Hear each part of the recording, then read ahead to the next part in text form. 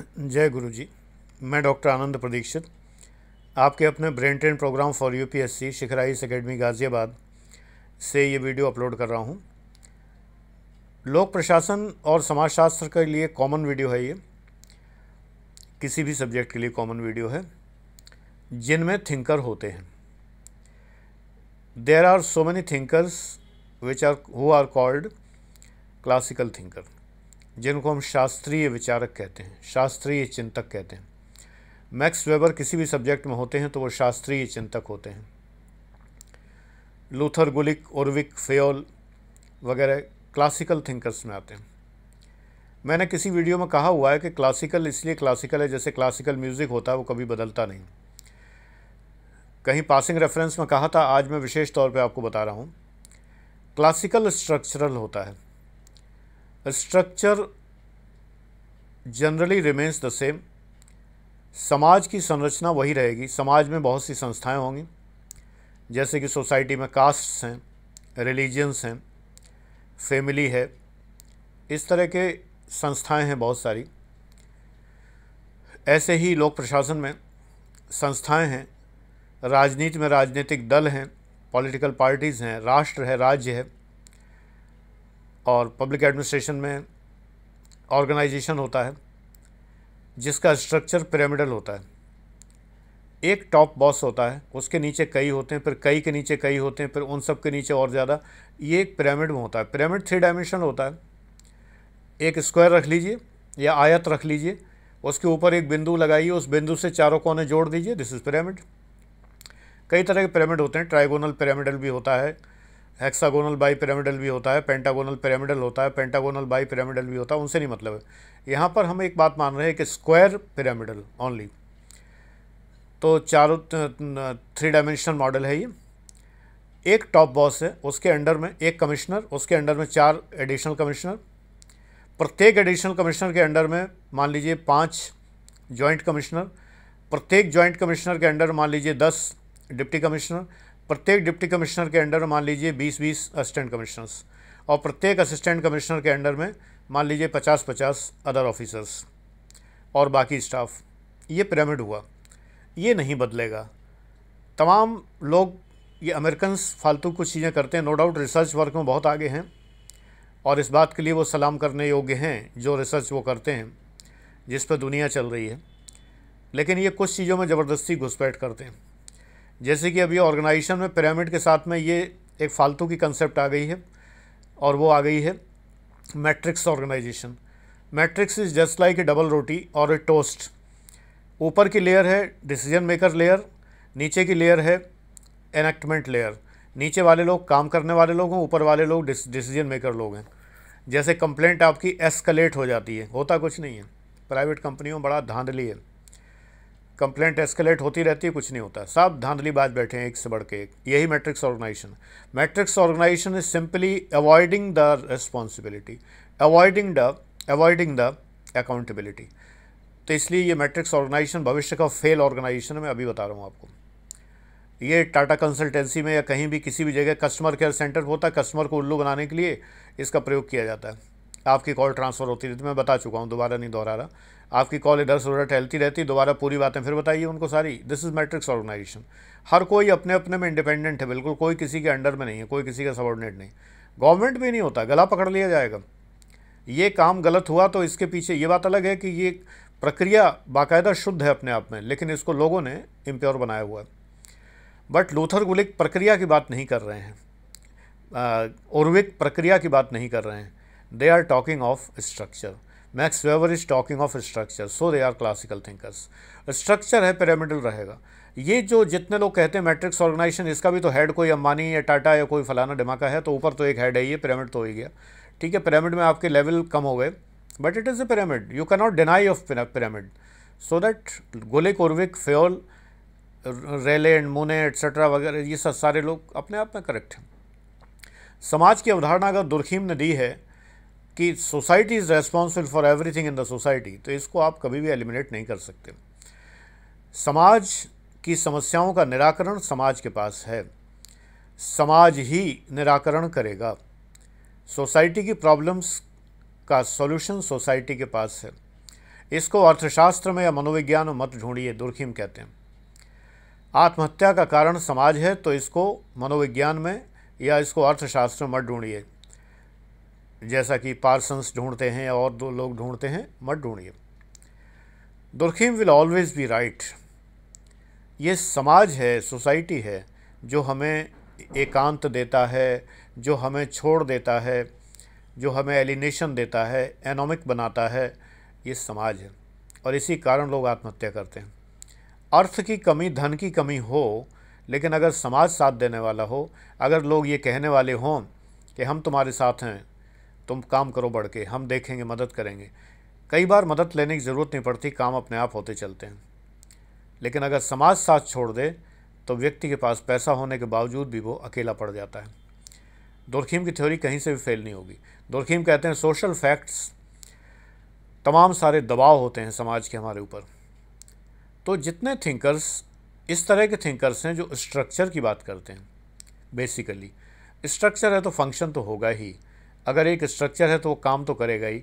अगर पिरामिड है तो हम पोस्ट कॉर्प जब बात करेंगे पब्लिक एड में, प्लानिंग, ऑर्गेनाइजिंग, सारे इंगिंग हो रहा है। प्लानिंग, ऑर्गेनाइजिंग, रिपोर्टिंग, बजटिंग और कमांडिंग वगैरह सब मिला जुला के लीजिए, तो सब क्रियाएं हैं। क्रिया का मतलब फंक्शन। स्ट्रक्चर वेबर ने बता दिया, फंक्शन गुलिक ने बता दिया। स्ट्रक्चरल फंक्शन अप्रोच हो गई। ये बात कहीं नहीं मिलेगी आपको किसी बुक में। रीज़न ये है कि स्ट्रक्चरल फंक्शनल, जब मैं क्लास में ये कहता हूँ कि स्ट्रक्चरल फंक्शन है तो कुछ लोगों को आश्चर्य लगता है। स्ट्रक्चरल फंक्शन सोशलॉजी की चीज़ है, आप पब्लिक एड में बता रहे हैं। अरे मैं नहीं कह रहा, मेलेनोवस्की, रेडक्लिफ ब्राउन ने कहा हुआ है और लोगों ने कहा हुआ है, जिन्होंने इन थिंकर्स की वर्चस्व को स्वीकार किया हुआ है। जिन लोगों ने पढ़ा नहीं होता वो ये बात नहीं समझ सकते। जितना ही ज़्यादा आप पढ़िए तो आपको समझ में आता है कि सारे विषय आपस में जुड़े हुए हैं। ये थोड़ी है कि हम पब्लिक एड की बात सोशलॉजी में नहीं कर सकते। बात तो समाज की है ना। एक संगठन समाज में मौजूद है तो स्ट्रक्चरल फंक्शनल अप्रोच तो वहाँ भी होगी। ऐसा थोड़ी है कि नहीं होगी। मर्टन को लोगों ने नहीं लिखा कि फंक्शनल, तमाम किताबों में मर्टन को लिखा जाता है कि स्ट्रक्चरल फंक्शन नहीं है, बट ही इज़। उन्होंने स्ट्रक्चर की बात भी की है, फंक्शन की भी बात की। तो तमाम सारे ये थिंकर्स हमारे हीगल हैं, कार्ल मार्क्स हैं, इनको लोगों ने क्लासिकल के तौर पे नहीं लिया। क्यों नहीं लिया? मार्क्स केवल संघर्ष की बात करते हैं, हीगल आदर्शवाद की बात करते हैं, तो नहीं लिया। जो भी मैक्रोस्कोपिक बात करेगा, स्ट्रक्चर की बात करेगा, वो क्लासिकल हो जाएगा। कारण ये है कि वो स्ट्रक्चर कभी बदलता नहीं है और फंक्शन बदलते रहते हैं, अप्रोच बदलती रहती है। हम किसी चीज़ को कैसे देख रहे हैं, नज़रिया क्या है हमारा। नज़रिया अगर अलग अलग होगा तो हम उस थिंकर को क्लासिकल नहीं कहेंगे, तो हम कहेंगे ये कम्युनिस्ट हैं, ये सोशलिस्ट हैं, ये कैपिटलिस्ट हैं, ये वो ईस्ट हैं, वो ईस्ट हैं। लेकिन जो बात करेगा ईंट पत्थर की, मकान की, चिनाई की और जो स्ट्रक्चर की, वो क्लासिकल हो जाएगा। क्लासिकल मैक्रोस्कोपिक बात कहता है जो कभी हम काट नहीं सकते। वेबर और बढ़िया, वेबर सारी संभावनाओं की बात करते हैं, तो आप कभी काट ही नहीं सकते। अगर कोई व्यक्ति मुझसे पूछता है कि क्या आप आज दिल्ली जाएंगे, मैं कहता हूँ हाँ जाऊँगा, नहीं भी जा सकता हूँ, कुछ कह नहीं सकता, सोचूंगा। 3 संभावनाएं हैं, तीनों मैंने बता दी। अब ये स्टेटमेंट हमेशा ट्रू है, जब तक सूरज चांद रहेगा ये स्टेटमेंट सच रहेगा, क्योंकि इसमें 3 संभावनाएं हैं। वेबर कहते हैं इसी को ये आइडियल टाइप है, यही आइडियल टाइप है। सारी संभावनाएं भर दी वेबर ने। वेबर तो और सबके बाप निकले, स्ट्रक्चर बताए बिना उन्होंने एक आइडियल टाइप और झोंक दिया। तो क्लासिकल नहीं होंगे तो क्या होंगे? जिनकी बातें सदैव सत्य हैं, जो कभी काटी नहीं जा सकती। वेबर कहते हैं reality is objective, interpretation is subjective. So interpretation is subjective, but weber तो रियलिटी में भी सारी पॉसिबिलिटी शामिल कर लेते हैं। तुम करते रहो, इंटरप्रिटेशन कितना करोगे, उन्होंने पहले ही कर दिया सारी बातें कर दी। ये जैन धर्म का स्यादवाद है। सारी संभावनाएं, 7 संभावनाएं हैं, स्यादस्ति स्याद नास्ति वक्तव्यम, सारी संभावनाएं। जब सारी संभावनाएं होती हैं तो इसको हम कहते हैं आइडियल टाइप, आदर्श प्रारूप। सच में ये हिंदी गलत है, आदर्श प्रारूप नहीं। आइडियल का मतलब है आइडिया से लिया गया, आइडियल टाइप यानी जो विचारों से जन्म लिया, जितने प्रकार के विचार आ रहे हैं वो टाइप। तो इसको हिंदी होनी चाहिए इसकी विचारात्मक प्रारूप, लेकिन हिंदी ज़्यादातर आदर्श प्रारूप करते हैं, तो इसलिए मैं भी वही बता रहा हूँ। But clearly it is not that ideal, वो आदर्श नहीं है ये। जैसे हीगल का जो आदर्शवाद है वो आदर्शवाद नहीं है, विचारवाद है एक्चुअली, वो आइडिया से जुड़ा हुआ है। असल में आइडिया ने बड़ा कन्फ्यूज़न किया, आइडिया से आइडियल, और एक आइडियल माने आदर्श होता है, और एक आइडिया से बना हुआ आइडियल वो वाला, ये दर्शन में बड़ी गड़बड़ियाँ हैं। तो यहाँ पर ये बात है। क्लासिकल थिंकर्स, मैंने आपको बताया कि क्लासिकल क्यों कहलाते हैं। कई बार लोग सोचते हैं कि क्लासिकल क्यों कहलाते हैं। इनकी बातें अखंड सत्य हैं, अक्षरशः सत्य हैं, ध्रुव सत्य हैं, कभी ये बदलती नहीं हैं, so that they are called classical thinkers. तो इस तरह जब भी आप क्लासिकल सोचें तो ये सोचिए, अब इनकी आलोचना, किसी भी थिंकर की आलोचना, प्रैक्टिकल थिंकर क्लासिकल की आलोचना करेगा, वो प्रैक्टिकल है तो क्लासिकल करेगा, क्लासिकल होगा वो प्रैक्टिकल की आलोचना करेगा, यही होता है। आलोचना कोई बहुत बड़ी बात नहीं है। You should always criticise the critics.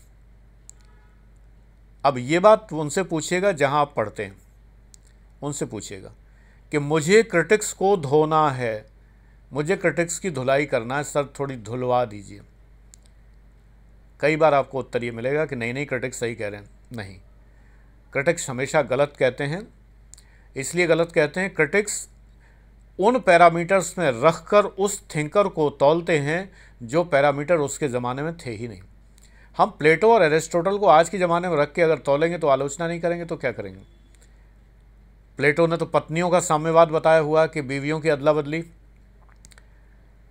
पत्नियों का साम्यवाद बाकायदा, कम्युनिज्म ऑफ वाइव्स प्लेटो का है दिया हुआ। आज भी लोग बदलते हैं, ये बात अलग है।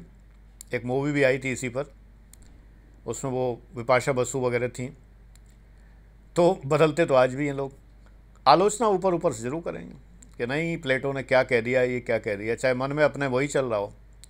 सो Plato is also classical, Aristotle is also classical. जो शिक्षा का सिद्धांत प्लेटो ने और एरिस्टोटल ने बता दिए हैं वो आज दिन तक सत्य हैं। हाँ, लेकिन 5040 लोगों के रहने वाला नगर राज्य नहीं होता आज के ज़माने में, जो उन्होंने कभी कहा था वो आज संभव नहीं है। तो क्लासिकल की आलोचना वर्तमान परिप्रेक्ष्य में रख कर करनी गलत है। आलोचना लिखेंगे एग्ज़ाम में, लेकिन आलोचकों को धो देंगे तुरंत कि ये गलत आलोचना है। एक और बात याद रखिए, मैंने कहीं पे पासिंग रेफरेंस में कही थी ये बात, प्रत्येक चिंतक अपने समय का शिशु होता है। Every thinker is the infant of his time. उस पर जो बीती होती है वही उसके विचारों में झलकता है निश्चित रूप से। जैसे मुझे ये कहने में कोई संकोच नहीं है कि जब मैंने जीवनी पढ़ी कार्ल मार्क्स की तभी मुझे समझ में आए कार्ल मार्क्स, जब मैंने हीगल की जीवनी पढ़ी तभी समझ में आए, लास्की, हेरोल्ड लास्की, और या जो मैंने जब नीत्शे पढ़ा, या जब वो जो है क्या कहते हैं लॉक, रूसो, हॉब्स पढ़ा, उनकी जीवनी पढ़ी, तब इनका विचार समझ में आया कि ओहो इनका विचार इसलिए है, इनके जीवन में ये घटा है, इसलिए इनका विचार ये। जीवनी पढ़िए थिंकर की, एक पेज की जीवनी, प्रत्येक विकिपीडिया में प्रत्येक की जीवनी दी है।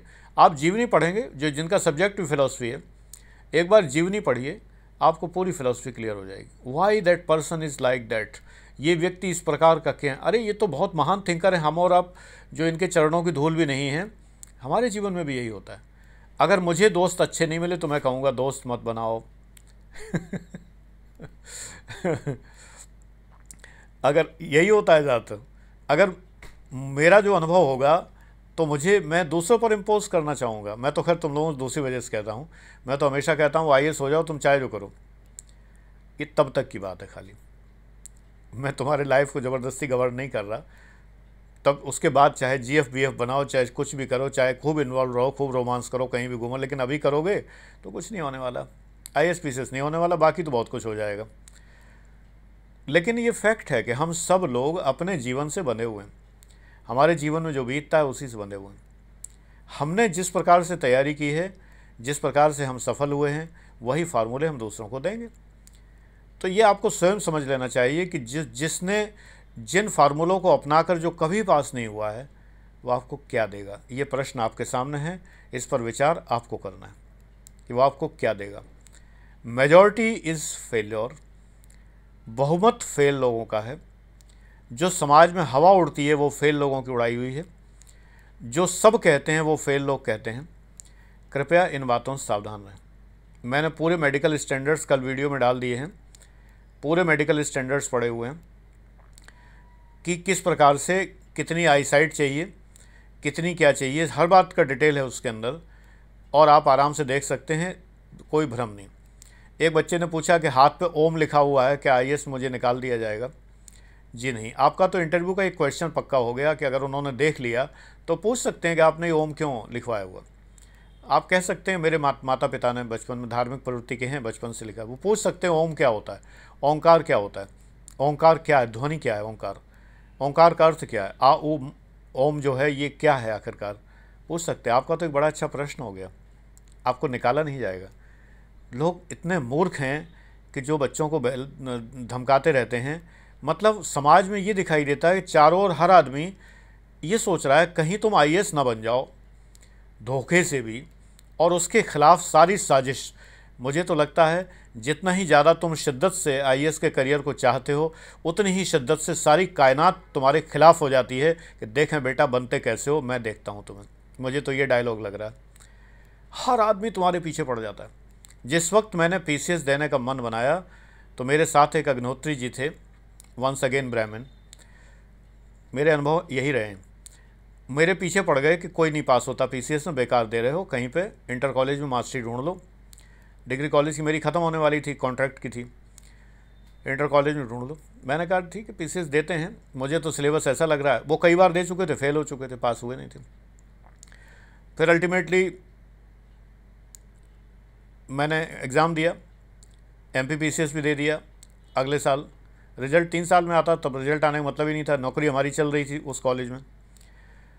अल्टीमेटली मैंने एग्ज़ाम पास कर लिया यूपीपीसीएस का 81 का, जो कि हमारे ख्याल से 82 के लास्ट में कहीं रिज़ल्ट आया था।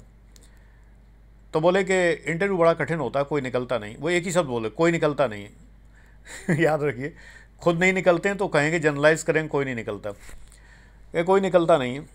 इंटरव्यू में तो ये पूछते हैं वो पूछते हैं। अच्छा पता नहीं क्यों भगवान ने तब भी ऐसी बुद्धि दी थी कि हमें लगता था कि ऐसा कुछ नहीं पूछते होंगे। ऐसे ही वाहियात क्वेश्चन उन्होंने भी बताया कि ऐसा पूछते हैं। ठीक है, मैं इंटरव्यू के ठीक पहले नृपेंद्र मिश्रा जी से मिला जाके, जो इस समय प्रधानमंत्री कार्यालय के प्रधान सचिव हैं। इटावा कलेक्टर रह चुके थे, तो इस नाते में पहुँच गया मिलने दिल्ली में। मैंने कहीं बताया भी हुआ है। उन्होंने प्यार से ट्रीट किया मुझे, कायदे से अपने साथ बिठा के ले गए।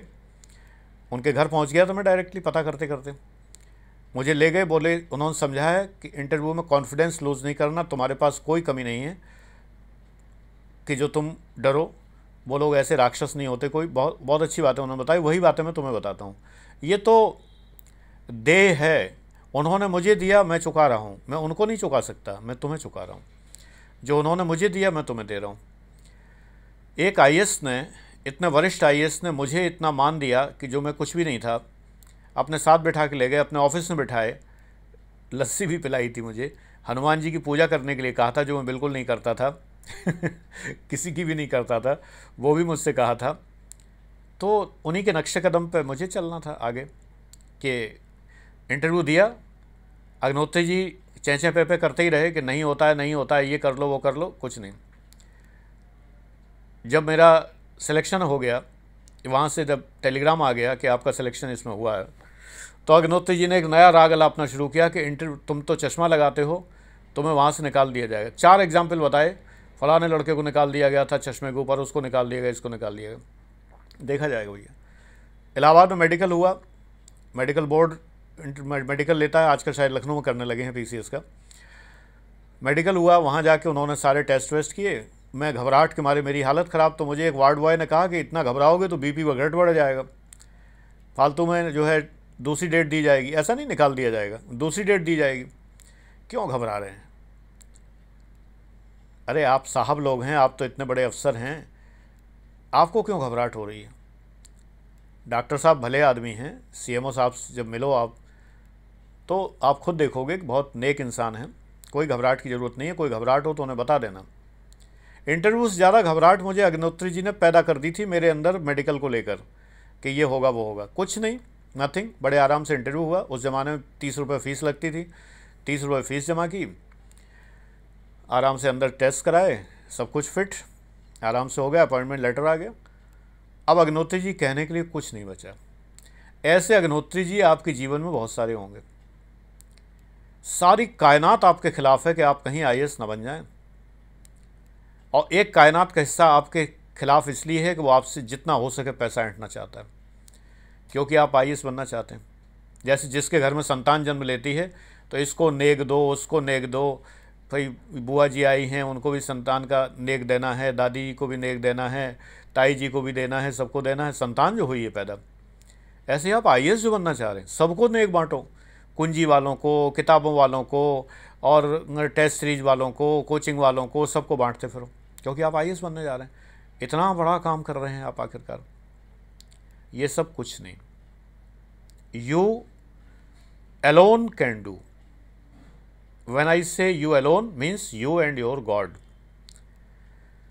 आप अकेले सब कुछ कर सकते हैं, किसी कोचिंग की ज़रूरत नहीं है, किसी की भी, नॉट इवन माइन। मेरे वीडियो देखते रहेंगे तो मोटिवेट होते रहेंगे। मैं यहाँ पढ़ाने के लिए नहीं, चौक डस्टर लेके, जिन्हें खल रहा हो छोड़ दें, वीडियो चैनल छोड़ दें, भाग जाएं। जिन्हें खल रहा हो कि बैठ के बातें कर रहे हैं, आईएएस कर रहा हूँ, मेरा चैनल है, मैं जो चाहूँ करूँ, कोई तुम्हारी प्रॉपर्टी में थोड़े घुसा हुआ हूँ, तुम मेरी प्रॉपर्टी में घुसे हुए। तो इसलिए जो है ऐसे लोग छोड़ दें, मुझे मेरे बच्चों के संपर्क में रहने दें। भागते नजर आइए, चलिए। ये वो दुष्ट हैं कि जब इन्हें पता होता है कि मैं इस समय कॉल अटेंड नहीं करता तो जानबूझ के 3-3 बार कॉल करेंगे। इस समय जब मैंने कहा 4 to 5 PM कॉल करिए तो भी फिर 1 घंटे बाद फिर कॉल कर रहे हैं। ये कौन है? ये यही शठ हैं, शठ, जिनके साथ शठता से शठे शाठ्यम समाचरित कहा गया है। तो ये वही शठ हैं। ये आपके जीवन में भी हैं और मेरे जीवन में भी। ना मैं इनसे मुक्त हूँ ना आप, क्योंकि संसार में देव बहुत हैं तो राक्षस भी बहुत हैं, क्योंकि प्लस को माइनस बैलेंस कौन करेगा। राक्षसत्व वाले गुण वाले बहुत सारे लोग हैं, सावधान इन लोगों से। ये आपको आईएएस नहीं बनने देना चाहते हैं, ये केवल अपना धंधा करना चाहते हैं, या आपको न बनने देने में भी इनको बड़ा आनंद आता है, भले ही धंधा नहीं हो इनका, लेकिन नहीं बनने दे। पड़ोसी है, जल रहा है, अभी एक बच्चा है, कितनी मज़ेदार बात है, आप सुनो बच्चों, कितनी अजीब सी बात है। मैंने अभी एक कोई मुझसे मिलने आया था, मैंने उससे शेयर की। एक 7-8 साल का बच्चा, मेरी नैनो कार मुझे यहाँ से दिखाई देता है, सारे वो लगे हुए हैं कैमरे चारों ओर, तो उसके चारों ओर घूम रहा था। तो मुझे लगा ये क्यों घूम रहा है, कहीं शरारत में पंचर ना कर दे। मैं बाहर निकला, मैंने कहा बेटा इधर आओ। अब आए ना, हमने कहा आओ इधर आओ, चलो चलो इधर आओ। आया, क्या बात है बेटा, क्यों घूम रहे हो? कह रहा कुछ नहीं अंकल, कुछ नहीं अंकल। क्या है हाथ में, क्या है? 20 रुपये हाथ में लिए था। हमने कहा ये लिए कहाँ घूम रहे हो? कह रहा पड़ोस वाले अंकल ने दिए हैं और कहा है कि जाओ इस कार को पंचर कर दो। और एक सूजा भी दिया है कि जाओ इस कार को पंचर कराओ। पड़ोसी अंकल ने मेरी कार पंचर करने के लिए उसको 20 रुपये दिए, मैं आलाए नकब जिसको कहते हैं, हथियार के साथ में लेस, अस्त्र शस्त्र से लेस करके भेजा। ये वो लोग हैं कि जिन्हें दूसरे की पीड़ा में आनंद आता है। जब मैं कार स्टार्ट करने लगता और मुझे पहिया पंक्चर मिलता, फिर मैं नीचे घुस के उसके और वो पहिया बदलता, तो इन्हें आनंद आता। ये ऊपर छत पे खड़े होकर बड़े आराम से इनके आत्मा को इतनी शांति मिलती, इतनी शांति मिलती कि तर्पण करने की आवश्यकता नहीं पड़ती। तर्पण की ज़रूरत नहीं, हो गया तर्पण अपने आप, आत्मा शांत हो गई। ये दुष्ट जो हैं संसार में, इन दुष्टों के बारे में आप कभी भी कुछ कर नहीं सकते। तो भाई तुम लोग एस्पिरेंट हो, इन दुष्टों से बचो। ये तुम्हें होने न देने के लिए कटिबद्ध हैं, कमर कसे हुए हैं, और इनके खिलाफ एक छोटा सा दिया मैंने जला रखा है तुम लोगों को मार्ग दिखाने के लिए। इस दिए को जलने देना तुम्हारे हाथ में, जलने दो। इतने ही प्रकाश बहुत है, इतने में ही सेलेक्ट हो जाओगे, इतने ही प्रकाश बहुत है। शिखर एकेडमी की तरफ मत दौड़ो। एकेडमी प्रोफेशनल है, डेफिनेटली प्रोफेशनल तरीका सब अपनाया जाता। पढ़ाता मैं ही हूँ, लेकिन एकेडमी की तरफ आने की ज़रूरत नहीं। जब मैं ही पढ़ाता हूँ तो मैं तो तुम्हें पढ़ा ही रहा हूँ। मैं तुम्हें यहाँ पढ़ना सिखा रहा हूँ। मैं एकेडमी में भी पढ़ना सिखाता हूँ। यहाँ कम टाइम मिलता है, वहाँ ज़्यादा मिलता है, बस इतनी बात है। तो पहले मेरे सारे वीडियो देख लो, चैनल सब्सक्राइब करने के बाद प्लेलिस्ट में जाके सारे वीडियो देख लो। गारंटेड है 2 महीने में अगर सारे वीडियो देख लिए, इतना कॉन्फिडेंस पैदा हो जाएगा, आपको किसी कोचिंग की ज़रूरत नहीं, no, and you will do. या डिमोरलाइज ही हो जाओगे ये सोच के कि मेरे बस का नहीं। अच्छा है, टाइम तो नहीं बर्बाद करोगे, पैसे तो नहीं बर्बाद करोगे, वो भी अच्छा है। असलियत समझ में आ जाएगी कि बहुत हैवी वेट चैंपियनशिप है, मैं तो लीन एंड थिन हूँ, 1.5 पसली का आदमी हूँ, मैं नहीं कर पाऊँगा, तो पहले मैं ज़रा हेल्थ बना लूँ तब आजमाऊँगा। थैंक यू वेरी मच बच्चों, गॉड ब्लेस यू। ईश्वर तुम्हें सद्बुद्धि दे और दुष्टों की निगाह से बचाए, और तुम्हारे अंदर इतना कॉन्फिडेंस पैदा करे कि तुम स्वयं अपने आप करके, और तुम जब कह सको कि मैंने अपने आप सर ये क्वालिफाई किया है, मेरा सिलेक्शन अपने आप हुआ है, जब ये तुम कह सको, then I will be very happy. But अभी से मत कहो ये घमंड है। एक दो लोगों ने लिखा कि मैं टॉप करके दिखाऊंगा, मैं निकल के दिखाऊंगा, नहीं, ईश्वर चाहेगा तो मैं सफल हो के दिखाऊंगा, ईश्वर चाहेगा। कंडीशन लगाओ, जब तुमने ईश्वर कंडीशन डाल दी तो ईश्वर कहेगा अरे इसने तो मुझे इंक्लूड कर लिया यार, अब तो इसको कुछ करना ही पड़ेगा, इसने तो मुझे इंक्लूड कर लिया। ईश्वर चाहेगा तो।